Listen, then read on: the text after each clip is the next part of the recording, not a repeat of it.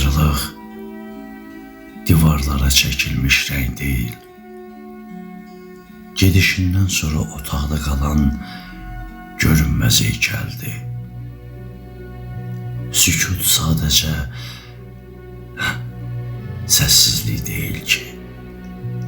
Sükut bütün sözlərin bir küncdə intiharıdır. Mən bu boşluğun sərnişiniyəm. Addımlarım öz əks sədasından qorxur. Zamanın damarlarında qan yerinə yalnızlıq axır. Sənsizlik varlığın ən ağır forması, ən qatı halıdır. Bax, sükutun dözülməz fəryadı başlayır. Hər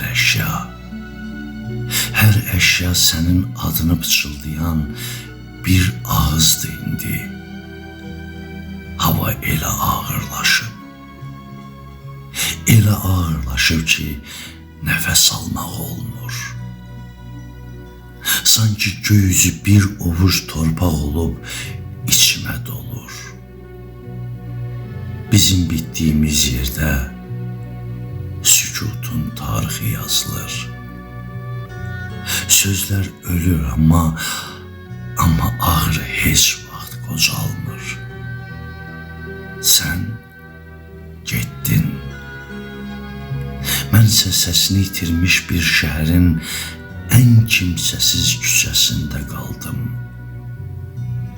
İndi ruhumu bu sükutun dar ağacından hansı sözün əli xilas edər?